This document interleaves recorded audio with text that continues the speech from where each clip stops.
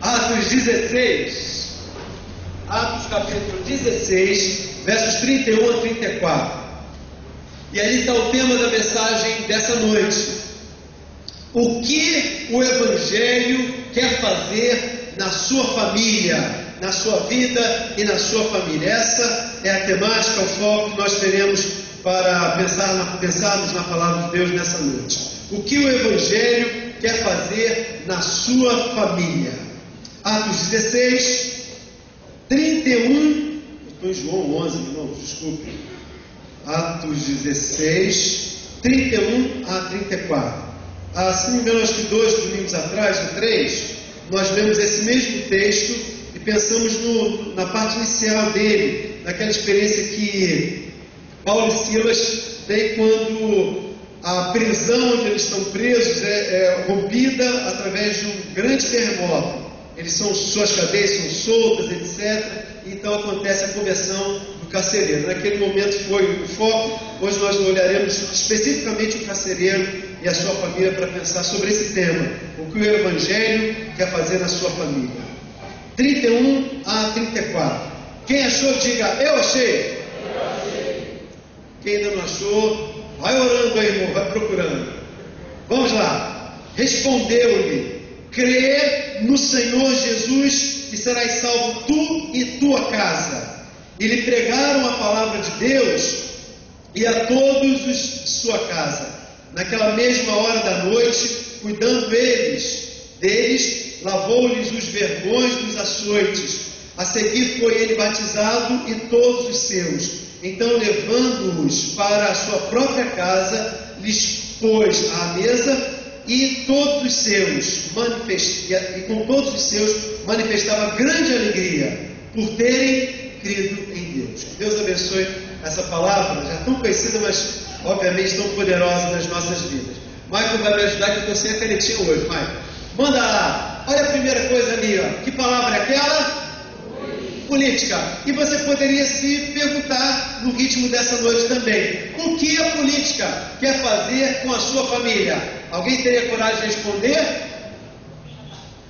Avacalhar não, que isso? O que a política quer fazer na nossa família, irmãos? Na proposta mais bem intencionada, na melhor visão, política quer estruturar a nossa sociedade para que a família seja uma bênção, ela tenha tudo fluindo de bom e de melhor para a experiência de nossa cidadania. Só que nem sempre a gente sabe que esse é o caminho da política. E ela é uma bênção, às vezes para algumas pessoas que nós menos esperamos, não é verdade? Mas não só a política poderia nos fazer pensar sobre o que ela quer fazer com a nossa família, mas também essa outra palavrinha, vai, Michael, segurança pública. O que a segurança pública... Obrigado, Michael. O que a segurança pública quer fazer com a nossa família? Pode falar, manda lá. Proteger, muito bem. A segurança pública tem como intuito salvaguardar você ao sair de casa, ao entrar em casa, ao se locomover, para que as instâncias da vida estejam protegidas, preparadas para o seu bem-estar. Só que nem sempre a segurança pública consegue atender esse objetivo, porque no intuito de fazer o bem, às vezes tem bandas diferentes da segurança pública que, em vez de nos assegurar, elas nos torturam, elas nos perseguem, elas nos afugentam. Não só a segurança pública, a gente poderia dizer a medicina. O que a medicina quer fazer com a sua família? Quem manda? Oi? Não entendi. Cuidar da saúde, ela quer curar seu bem-estar. Eu pedi até para o pastor Genoí vir preparado, né? Porque eu estou aqui de sobreaviso, né? Eu estou aqui com os remedinhos, já me ofereceram até um sublingual para sobreviver e estou sobrevivendo, né? Estou levando, porque a medicina quer oferecer que eu tenha o melhor bem-estar possível. Mas peraí, gente, será que a medicina consegue isso? Às vezes sim, para alguns, às vezes não. E até às vezes para os alguns mais avantajados na vida, nem sempre ela consegue o seu objetivo. Tem mais, a religião. O que a religião quer fazer com a sua família? Oi? Me ligar a Deus, me salvar, me aproximar de Deus. Mas, irmãos, de coração, a religião sempre ela consegue isso? Nem sempre. Ela que tem um bom em tudo quanto os outros segmentos, fenômenos sociais, etc., instâncias sociais, ela também deseja fazer isso. Mas muita gente, buscando a Deus de coração sincero através da religião, tem encontrado experiências dolorosas de ser explorada financeiramente, de ser abusada emocionalmente, de ser menosprezada por relações que não esperava encontrar no ambiente religioso. Porque a gente sabe que a religião, ela em si, ela não vai nos salvar. O que a religião então quer fazer com a sua família? Ela quer te aproximar de Deus, mas nem sempre ela também consegue. Puxa, a gente pode estar pensando, acho que o pastor está jogando contra, né? Mas hoje, irmãos, o tema da mensagem dessa noite não é o que a religião quer fazer com a sua família. O tema da mensagem dessa noite, deixei a palavra religião por último, para ficar muito caracterizado isso já nessa introdução. O tema é o que o Evangelho de Jesus Cristo quer fazer na sua vida e na sua família. Hoje, meus irmãos, nós estamos diante de um texto que está falando a respeito de um homem que não era crente, ele odiava os crentes, ele era contra os crentes, ele prendeu, aliás, ele estava guardando em uma prisão, um calabouço lá embaixo, na parte baixa daquela instância de segurança pública da cidade de Filipos. Ele prendera aquele homem, Paulo e Silas. Já é meia-noite, eles estão todos ensanguentados. O texto diz que suas costas estão lanhadas de verdões, de chicotadas, que aquele verdugo, aquele carcereiro havia dado junto com seus colegas de trabalho também. Ele é um opositor do Evangelho. Mas, meus irmãos, algumas coisas aconteceram nesse texto, que fez com que escamas como que caíram de Paulo, caíssem também dos olhos daquele verdugo, e fizeram com que ele entendesse não a religião, mas entendesse o Evangelho pregado pelo apóstolo Paulo. E a minha oração sincera, genuína, é que as mesmas escamas caiam dos nossos olhos e que nos levem a encontrar a verdadeira mensagem do que o Evangelho quer fazer na sua vida, o que o Evangelho quer fazer na sua família. Primeira dica que esse texto dá, é no versículo 31, que você tem aí o texto aberto, é esta verdade. Vai, Maicon. Isso, já foi. O Evangelho quer salvar toda a sua família. O texto, ele nos dá conta exatamente sobre isso. Responderam-lhe, ele perguntou: o que farei, senhores? O que devo fazer para que eu seja salvo? Responderam-lhe: crê no Senhor Jesus e será salvo tu e tua casa. Talvez alguém não esteja familiarizado com esse texto, é bom lembrar, né? Paulo estava pregando o Evangelho e por conta da pregação do Evangelho ele foi preso. Ele não foi preso por roubar, por fazer coisa errada, muito pelo contrário, mas ele foi então preso. Ele e Silas. Então, naquele momento em que eles estão meia-noite orando, louvando, Deus ouve a oração deles e um terremoto abala aquelas cadeias, rompem seus grilhões, os troncos aos quais estavam presos, seus pés são soltos também, as portas são soltas, a luz fica turva das velas e se apagam, e o homem desesperado, com o responsável pela guarda de muitos presos ali, quando percebe a situação, ouve o barulho, ouve o alvoroço, ele puxa de sua espada para matar-se, porque no amanhecer é o que faria com ele. Ele teria que prestar contas com a sua vida pela vida de cada uma daquelas pessoas fugitivas. Quando ele faz esse barulho, aquele som do desembainhar da sua espada, Paulo grita no meio da escuridão: calma, homem, não faça nada, não tente contra a sua vida. E ele então tenta entender o que está acontecendo. Paulo diz a eles: todos nós estamos aqui, está tudo bem, está tudo tranquilo. Ele então reconheceu, irmãos, que aquele homem que falara aquilo era o mesmo que pregara tudo que ele não queria, e cantara e adorara e pronunciara tudo aquilo que ele não queria e também havia rejeitado. Diante desse testemunho incontestável de uma vida diferente, e de liderança sobre aqueles presos, aquele homem então se rende e reconhece que aqueles homens têm alguma coisa de sobrenatural na vida deles, na mensagem deles. Daí então a pergunta: que hei de fazer para que eu seja salvo? A resposta de Paulo foi essa: crer no Senhor Jesus e serás salvo tu e a tua casa. Vamos dizer juntos? Crer no Senhor Jesus e serás salvo tu e tua casa. O Evangelho quer salvar todas as pessoas da sua família. Papai, mamãe, filho, filha, sogra, nora, genro, cunhado também, vamos botar nessa história, hein? Vizinho, papagaio. Deus quer salvar toda a nossa família. A pergunta é: como é que Deus vai fazer isso? O texto nos ensina algumas coisas muito interessantes. O texto diz que Ele fará isso através das experiências dolorosas da vida. Para aquele homem, o carcereiro, que a gente assim só sabe isso dele, o nome dele, a gente chama ele de carcereiro, né? A gente precisava também arranjar um nome para esse sujeito. Oi? Eu acho que ele não vai gostar. O carcereiro, irmãos, ele, através daquela experiência dolorosa, Deus usou para trazê-lo para a presença do Senhor. Você se imagina um opositor do Evangelho, aquele que torturou todos aqueles presos, inclusive Paulo e Silas. Ele agora se vê no desespero, ao ponto de querer ir dar contra a sua própria vida. Porque ele sabia, irmãos, que o preço seria cobrado de maneira clara e cruel, indelével. Ele seria, sem sombra de dúvidas, cobrado com a sua própria vida. A partida, a fuga em massa, seria o ponto final da sua experiência. Mas foi o ponto final da sua experiência que deu o ponto inicial do seu relacionamento agora com Deus. Olhe para a sua vida.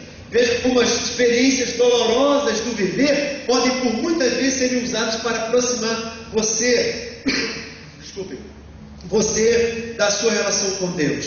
Hoje à tarde, o Albert, a Rejane e eu estávamos representando a nossa igreja num sepultamento, às 5 e pouca da tarde, aqui no Jardim da Saudade.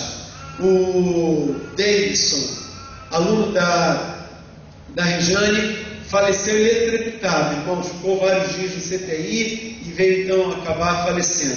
Esse menino, há 2 anos atrás, aqui na nossa igreja, entrou aqui no culto do amigo e ele entregou sua vida a Jesus. Ele se afastou do Evangelho, voltou para o Evangelho e, por incrível que pareça, irmãos, esse menino ganhou alguns dos seus amigos da escola também.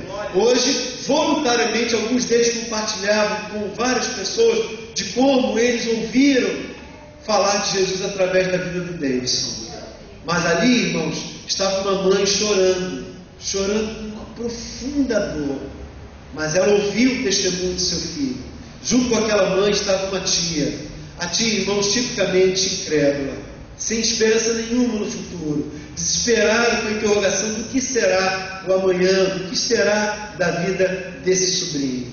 E ela chorava, com um choro de um desespero pela incerteza do que será o após vida para aquele seu sobrinho. Nós, irmãos, estávamos muito tranquilos. Deus nos usou cada um de nós ali, nos contatos que tivemos, falando para aquela pequena multidão de muitas pessoas, muitos amigos daquele menino, inclusive até a televisão estava cobrindo aquele sepultamento.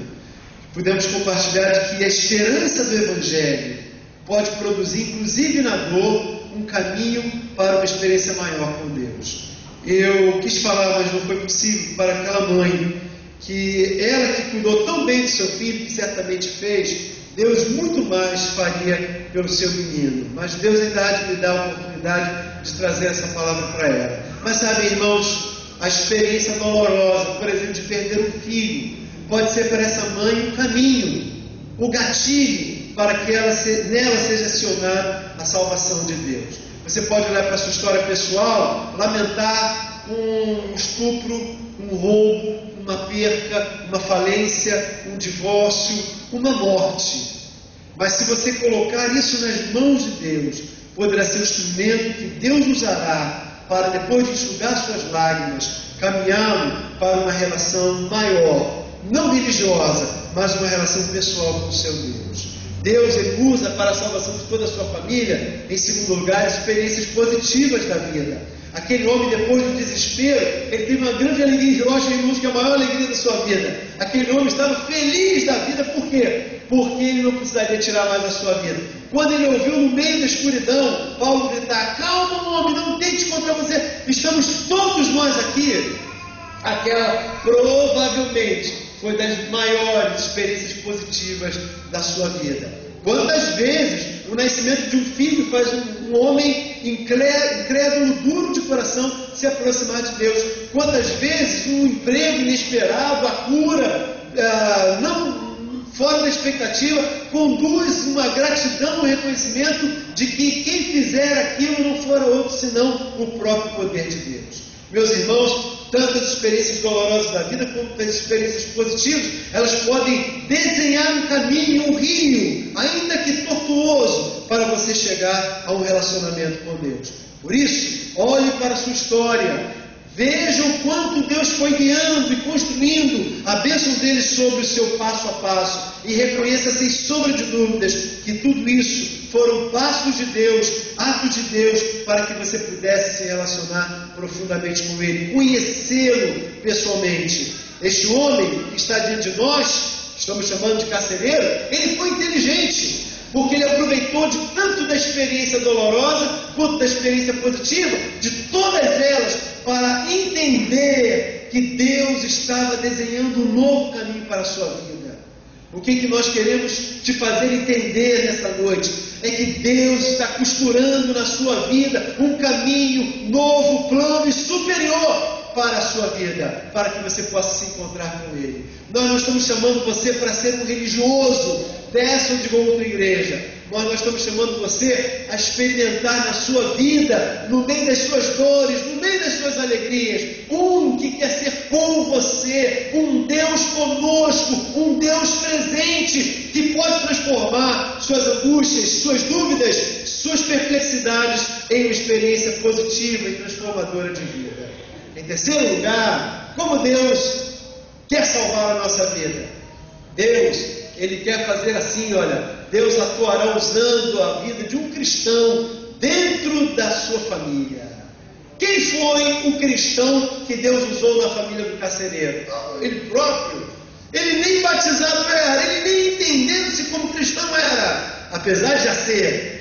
Deus o usou para trazer toda a sua família. O texto é muito claro, irmãos, que por conta da sua influência, da sua alegria, da sua convicção do que acontecera, dele reconhecer Jesus, o perdão que recebera, a graça incontável na sua vida. Não houve dúvida para seus filhos, seus empregados, sim, porque quando fala família, não é papai e mamãe no Novo Testamento, é todos de verdade. Todos os empregados da casa, todos os familiares, todos os lastros, toda aquela família, vendo o que acontecera de transformação tão poderosa na vida do carcereiro, não houve dúvida para eles. Eles também fizeram isso. Meus irmãos, a pergunta é: o que hei de fazer para receber salvação? Responderam-lhe: crê no Senhor Jesus e será salvo, tu e a tua casa.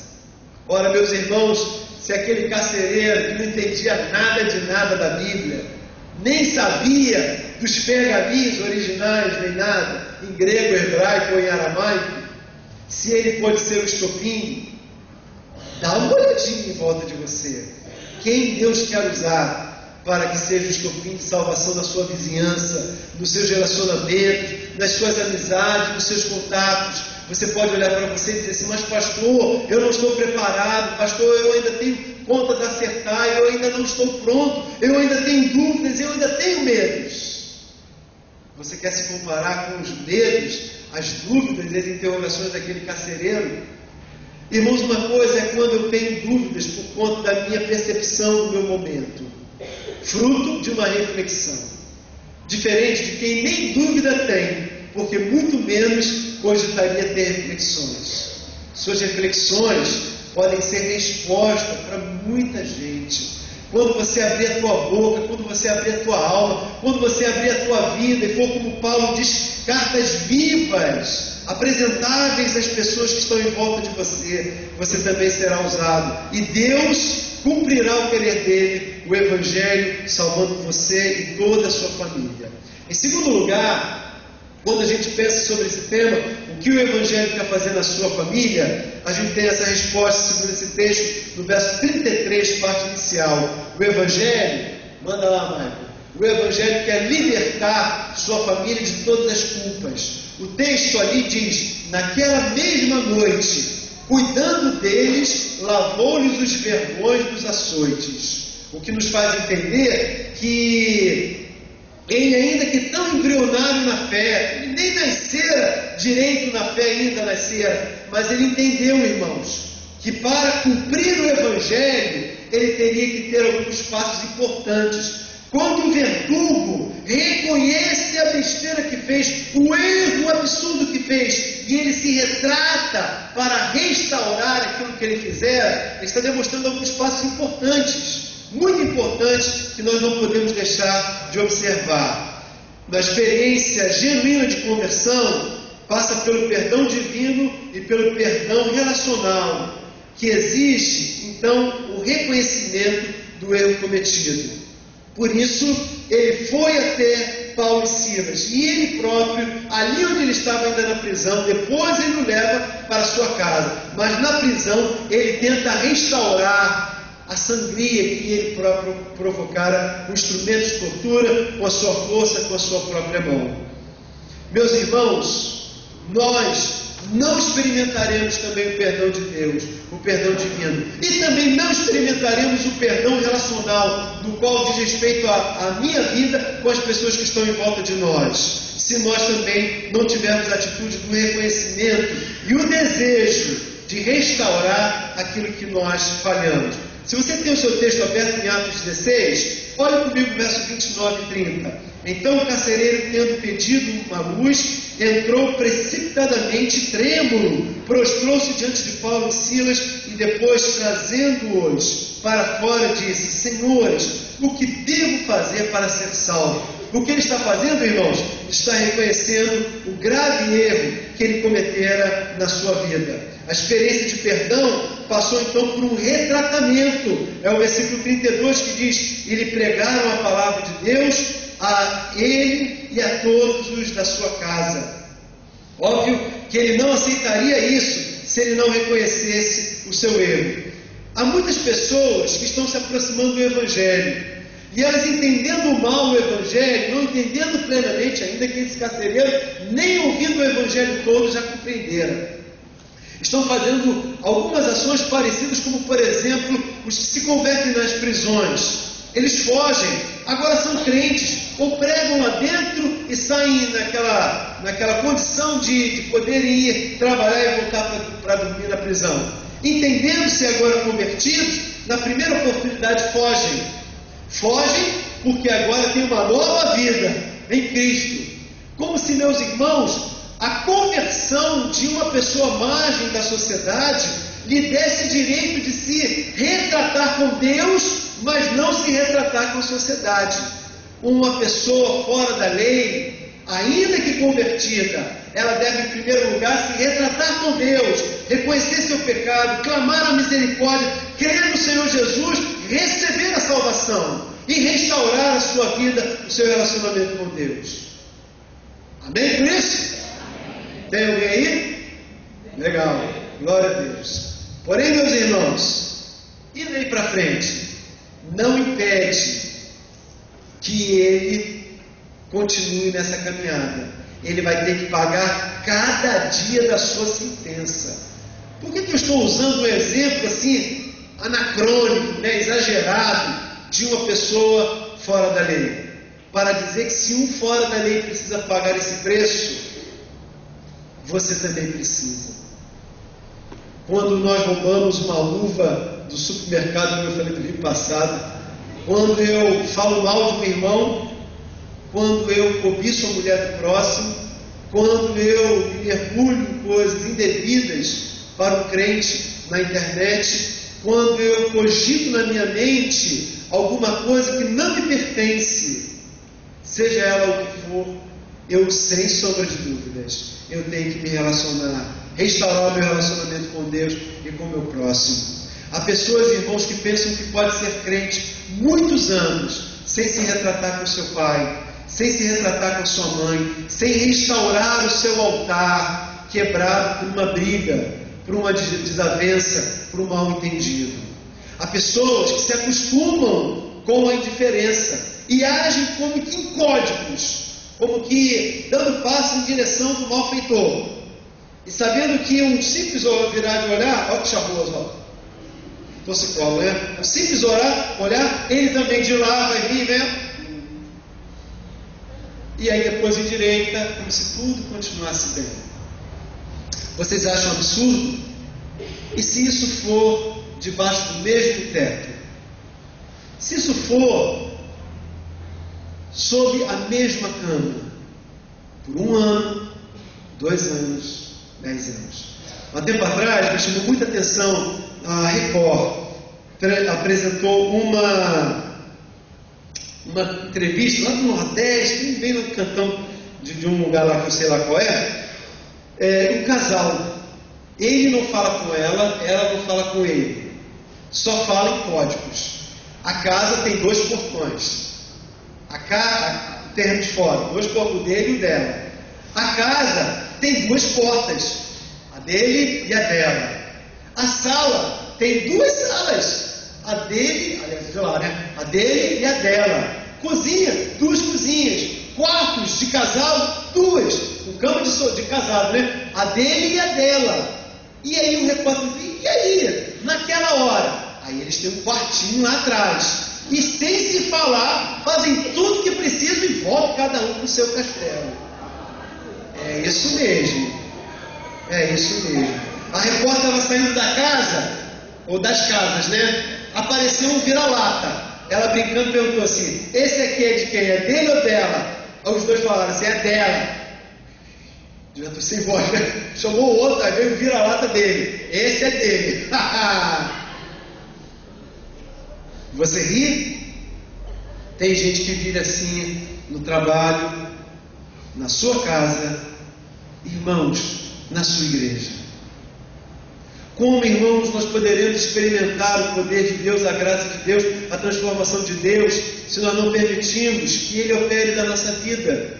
Por mais coerente que seja, irmãos, se um carcereiro que nem crente direito, ele nem foi para a classe tudo novo, para vocês verem o absurdo, mas ele entendeu que para se relacionar com Deus, ele teria que restaurar o seu relacionamento com o seu irmão também. Ora, meus irmãos, que grande mensagem! Religião não restaura isso, irmãos.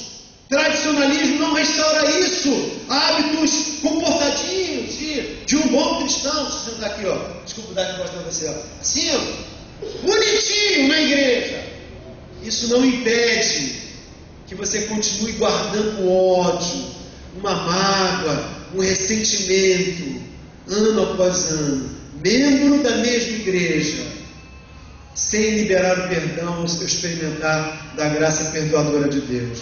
O Evangelho, ele quer libertar toda a sua família do algoz das culpas, do algoz das angústias da alma. Jesus, falando sobre o perdão no Novo Testamento, comenta de um homem em uma ilustração. Ele clamou e o seu Senhor lhe perdoou de uma quantia pequena, o valor que ele devia. Ele todo feliz sai contente do seu perdão. Na esquina encontra um outro que ele era o servo e ele era o conservo. O conservo lhe devia níqueis. Ele, irado pela dívida daquele conservo, vai, leva-o arrastando e joga na prisão. Mas quando o seu Senhor sabe dessa indignação que ele tomara, recebendo o perdão de Deus, mas não dando do seu Senhor, mas não dando ao seu próximo, o que aquele Senhor fez? O tomou de novo e lhe cobrou muito mais vezes. Sabe, irmãos, essa é a grande verdade. Nós não podemos nos relacionar com Deus se nós não nos liberarmos dessas mágoas. A expressão daquele texto diz que o seu Senhor pegou aquele servo e o jogou para os verdugos. Caio Fábio, muitos anos atrás, pregando sobre esse texto, disse que os verdugos são equivalentes às angústias da alma, que são como verdugos que trituram, amargam e decalcanham a sua mente.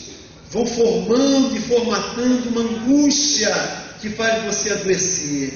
Enquanto, irmão, você não libera esse perdão, enquanto você não experimenta a graça de se retratar e de perdoar, você não poderá experimentar o que Deus quer fazer através do Evangelho na sua família. A experiência dessa família é maravilhosa, irmãos, maravilhosa, porque depois de ele fazer coisas tão terríveis contra o apóstolo e o evangelista, ele entendendo o Evangelho, ele se restaurando com Deus e com seu irmão, olha o fruto que aconteceu na sua vida. Se você puder, olha comigo aí, versículo 34, último. Então, levando-os para a sua própria casa, vai ele lá todo contente, né? Já carregando as coisas, Paulo, Silas, todo feliz. Então, levando-o para a sua própria casa, lhes pôs a mesa, lhe serviu, e com todos os seus manifestava grande alegria, por terem crido em Deus. Sabe qual é a palavra mais bonita aqui? Alegria. Meus irmãos, dezenas de crentes perderam a alegria da salvação, estão rígidos nos comportamentos, nos hábitos, na regularidade, nos atos impecáveis, mas meus irmãos não estão alegres, não desfrutam de um gozo, de uma descontração, de uma contemporaneidade, de uma leveza de alma, de alegria, de diversidade do Espírito Santo. Eles estão presos, porque não experimentaram esta abundante alegria. Jesus subiu no lugar mais alto no dia da festa e falou que quem bebesse dele, rios fluiriam de si. Meu irmão, Deus quer fazer fluir um grande rio que vai limpar todas as drogas, alcoolismo, depressão, vai limpar a tua mente. Limpar a tua mente. Eu tinha 17 anos. Eu já era mais ou menos assim também, irmãos. Um pouquinho pior, mais fino ainda. Eu podia cantar no sapatinho de fogo de ouro dos valentes, dos varões de fogo, né? Eu era mal que dava. Repreende. Eu com 17 anos era mal que dava dó mesmo. Você é gente finíssima. Eu convertido, tive uma experiência com Deus assim, tremenda. Eu já contei para os irmãos. Comecei a ser discipulado pelo Fernando, pelo Ramos, e fui para o projeto missionário. Mas meus irmãos, eu com 17 anos, cheio de maldade na cabeça. Cheio de maldade. Eu às vezes confundia as brincadeiras de rua com os irmãos, como se houvesse diferença, né? Eu estava na carne ainda. Eu já conhecia o Senhor, estava me aproximando, o Senhor estava me limpando. Aí nós saímos no projeto, fazer as duplas de recenseamento e tal, e tinha uma grande alegria, os irmãos, menino com menino, moça com moça, assim, tudo alegre, né? Então tinha 2 meninos que estavam assim, 2 rapazes, estavam abraçados, assim, na alegria, contando as conversões, coisa e tal. Eu de maldade, irmãos, falei pro meu líder, pro Fernando, falei assim, só brinquei assim. Irmãos, eu levei uma repreenda, uma exortação, eu me senti o pior dos crápulas.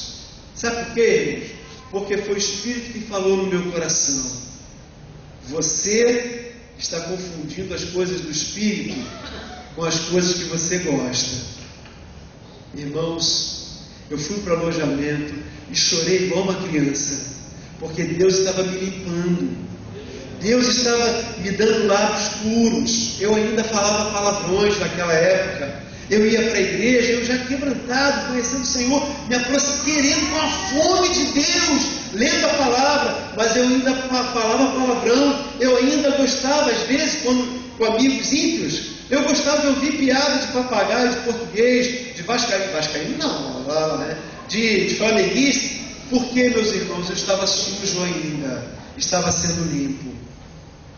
Quando Deus começou a operar na minha vida, me limpar, e você quer saber, irmão, não é uma coisa mágica, é um processo, que você cai, você levanta, mas se você é crente, não você fica no chão, Deus não deixa você cair, Ele levanta você para a glória dEle.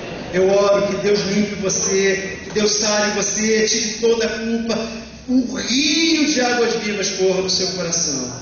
Em terceiro e último lugar, essa mensagem me ensina que o Evangelho quer integrar toda a sua família no corpo de Cristo. Valeu, Maicon. O versículo 33, a parte final diz: a seguir foi ele batizado em todos os seus. O que isso mostra, irmãos?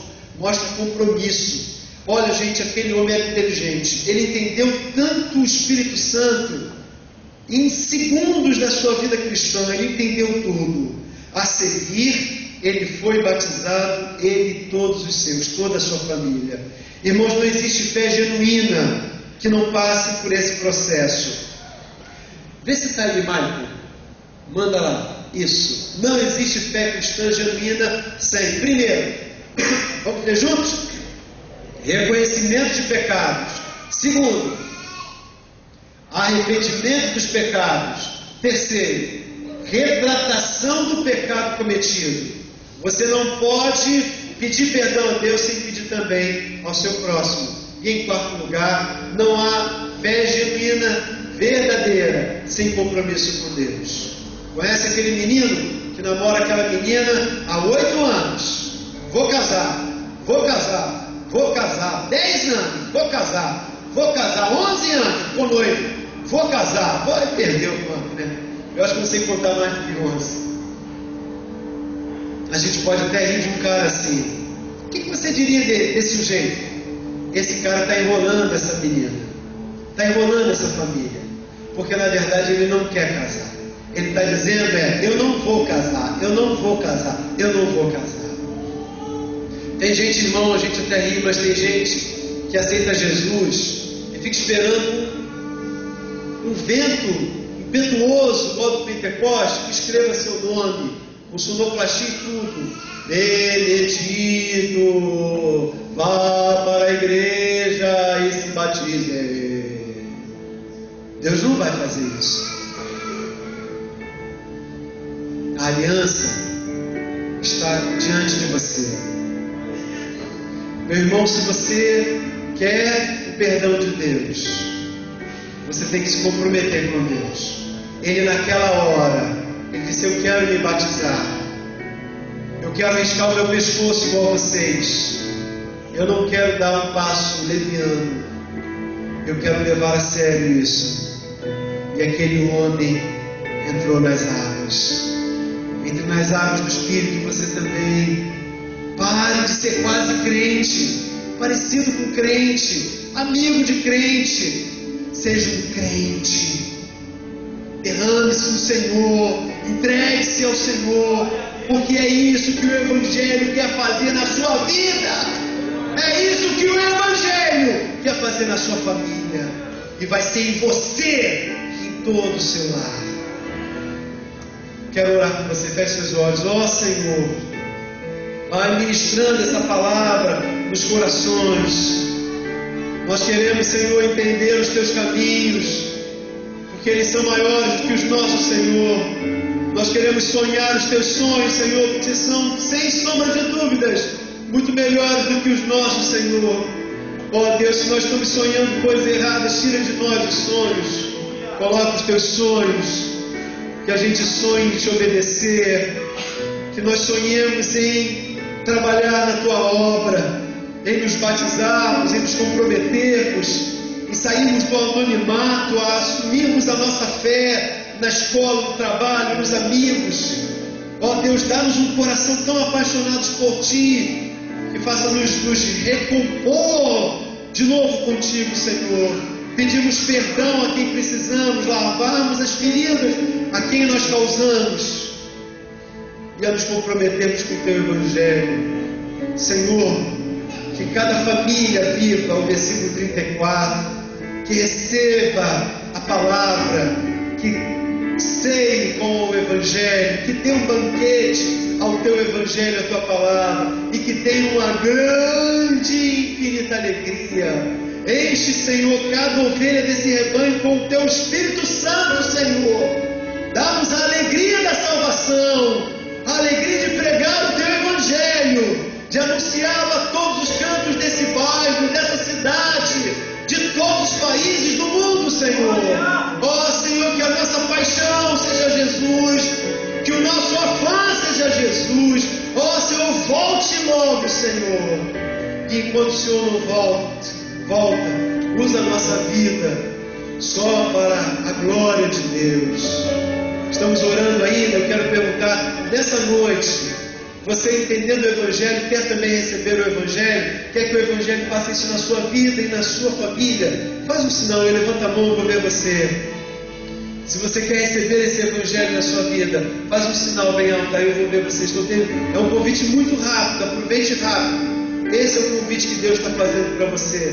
Você quer que Deus faça isso na sua vida? Deus quer que você quer que Deus faça isso na sua família? Um sinal, vou ver você e vou orar por você. Deus te abençoe, irmão. Glória a Deus. Glória a Deus. Talvez você já seja crente. Não faz mal. É a sua família que está precisando. É pelo seu filho que você está orando. É pela restauração da sua vida que você está orando. É pelo que você não consegue fazer sozinho. Todos estão de olhos fechados aqui. Eu quero perguntar, é o último convite. Você quer esta oração para que Deus ajude você e Ele faça a vontade dEle na sua família, na sua vida? Glória a Deus. Ali tem uma mãe, ó. Outra mãe. Glória a Deus. Quem mais? Quem mais? Glória a Deus, sua vida também. Glória a Deus pela sua vida também. Graças a Deus. Estou vendo sua mãozinha lá atrás também. Glória a Deus, irmão, pela sua vida. Glória a Deus. Ó Senhor, toma essas vidas em tuas mãos. Elas estão suplicando uma misericórdia dos céus, para que o mover das águas, Senhor, passe em suas casas. Ó Deus, que o teu Evangelho mostre, faça, opere, transforme, cure, restaure, Senhor, esses lares. De todos nós, Senhor, de todos nós, porque é o que nós mais queremos.